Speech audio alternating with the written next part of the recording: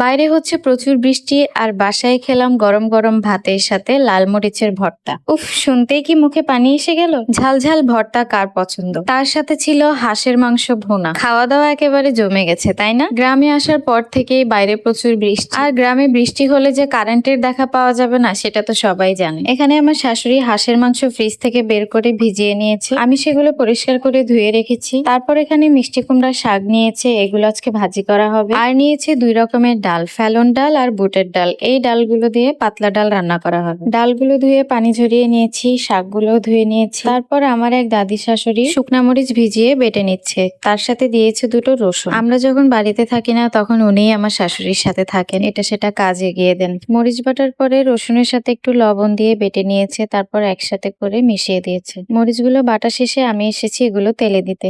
কড়াইতে একটু তেল দিয়ে কিছু পেঁয়াজ দিয়ে তারপর ভেজে নিচ্ছিলাম। পেঁয়াজগুলো একটু লাল লাল হয়ে গেলে মরিচ বাটাগুলো দিয়ে দিব। নেড়ে ছেড়ে দিয়েছি সামান্য একটু পানি, তারপর এগুলো শুকনা শুকনা হওয়া পর্যন্ত নাড়তে থাকবো।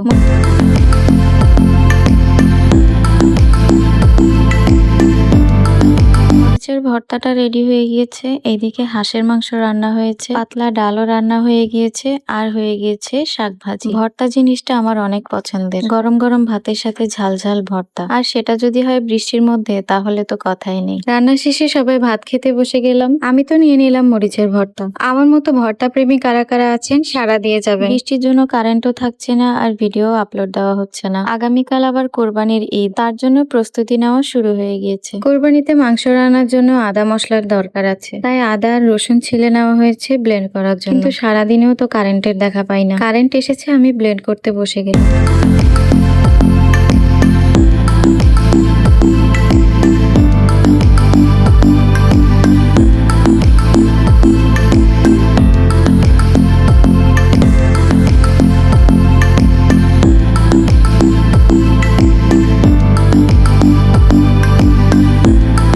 মাঝপথে আবার কারেন্ট চলে গেল। এই তো কি আর বলবো, কারেন্টের রং তামাশা দেখছি। বৃষ্টির জন্য ঘর থেকেও বের হওয়া যাচ্ছে না। অন্যদিকে কোরবানির জন্য গরু কিনে এনেছে, সেটাও দেখতে যেতে পারিনি। আগামীকাল কোরবানির ঈদ, সবাইকে ঈদের শুভেচ্ছা রইল।